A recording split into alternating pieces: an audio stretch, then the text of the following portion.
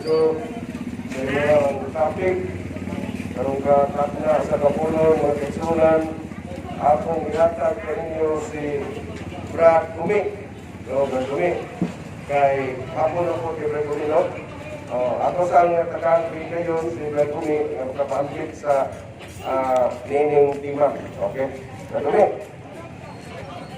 Ngayong hapon sa tanan, ang membro sa atong kapulisan o ni Sir Marlon Luzon, ngayong hapon sa mga atong mga frontliners na nagpadayon sa pagservisyo sa Kalauhan aron pag-secure, no? Kaya salamat niyo mga ma'am, mga sir. Tungkol kay inyong isugal, inyong pagalingon para lang sa mga lungsuran. Kaya marosap sa tuwa Honorable Mayor, salamat kayo niya kay sa makausap tumutan kita nga matag hapon sa Domingo sa Manining Orasa makahimo kita diri pulong-pulong. Salamat sa kami diri sa inter-supportive yung gayo nga tindahan, ang Tower Store. Daghan kayo salamat niyo, sir, madam. Niya, kanang saway ninyo yung pagulong sa pagsuporta sa mga programa.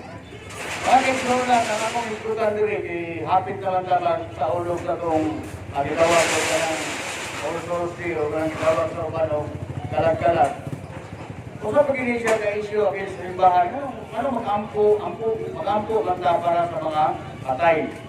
Kaya matod pa nila, pinapila ito makuha ang istorya ka kanina, ang ilahang paglantaw, kung patayan ng tao, kung sa ining libat positive, dili na siya ampuan, dili na ka mag-ampo nila kay patay na, dili na siya hinumduman, kay wala na siya gisulgo sa Biblia. Karong kahapon nun mga kaitsunan, tingnan natin kung lantaw, kung tinuod ba ang istorya nga, dili na ka mag-ampo para sa mga patay. Kay matod pa, manaan ko nung kung mawala na ang mga tao, mawala na gini siya ang tudhantod, kung dili na siya angay handumon. Pero usahay mga kaigsunan, ang mga kamutan nga mga tao, kung kaligtan o wala na siya gisugo, ruwak mang puliguro na kinili. Pero ang balaang kasulatan mo itong pahulagwayon o atong istoryahan ini. Atong mabasa diri sa 2 Macabeo 45, muna ang isulti sa Biblia. Tungod ining malikod ug Diyos nun nga unahuna nga ang tanang mga tao nga nagatuo sa Diyos makadawat og usa ka ganti nga kahibulungan. Si Judas nag-andam alang sa mga halad aron malingkawas ang nangamatay sa ilang mga sala. Nag-iskor ko aron malingkawas ang nangamatay. Sa itong padili sayop o dili wala gidili sa karaan kasulatan. Kaya yan po na ito ang nangamatay aron masalo, malinggawa sa ilahang mga sala. Kaya matod pabitaw, wala may perfecto ang kalipotarahan. O nang ikinahanglan niya po na ito ang mga pag-ampo sa mga patay sama sa ibuhat ni Judas. Dili ni Judas Iscariote ha, dili Judas Macabeo. Ang balikon tungod dining mga balikong Diyos nung una ang tanang mga tao na nagtugo sa Diyos makadawat sa usa ka ganti nga bulungan. Si Judas nag-andam alang sa mga nag-andam alang sa usa kahalad aron malinggawas ang namatay sa ilang mga sala. So klaro kaya mga igsoon nga ang pagsulog na ito sa All Souls Day, wala bulag. Wala dili sa Biblia. Kundi yan gisulat. Ang Biblia, bahay nini. May kamatulan bahay nini. Kaya dili po sa 1 Juan 5:16-17. Muli ang mabasa. 1 Juan 5:16-17. Kung may makakita sa iyang isigataw, na nagtuo nga nakasala, ang sala nga dili musangkot sa kamatayon, kinahanglan magampo siya sa Dios. Hatagan sa Dios kung kinabuhi ang maong magluto, kini alang lamang niadtong nakahimo sala nga dili makamatay. Apan adunay sala nga mong sangkot kayo sa kamatayon.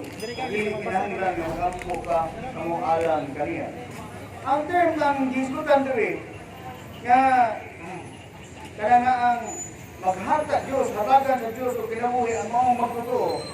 Imposible yung mga ni may Diyos, ang hatagan sa Diyos o kinabuhi kasi ng buhi ng daan.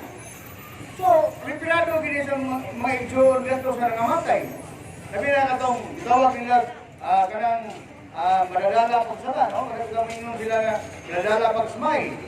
Wala gikinahanglan nga iyampo. Ang namatay sa sala ng madadala pagsmay, kanang niya po, internet mo din sa katapusan, katong mga dako-dako na o sala, murang dili na siya kinahanglan nga iyampo. Pero, mga itawa ko, lakto siya pag-istorya, kung imuha lagi niya siyang istoryahon, dili sayo o walay bikil kung iyampo ni mo ang nangamatay. Kusa ang simbahan, kanunay, katatuwig, ang punta ka kanunay kay di amata sa gatubang mata sa pagsulay o kanini ang usa ka ati-ati ang dili sayon o modo sugutan mga tanini mga adto sa atong mga sementeryo aron pagduaw sa ato ang mga matay. Unya mga kaigsunan tungod kay moro man to gitahas nga kuan na may musunod na po nga tama sa assistin ni Buwan Victoria. Daghang salamat o mangyapon din natin.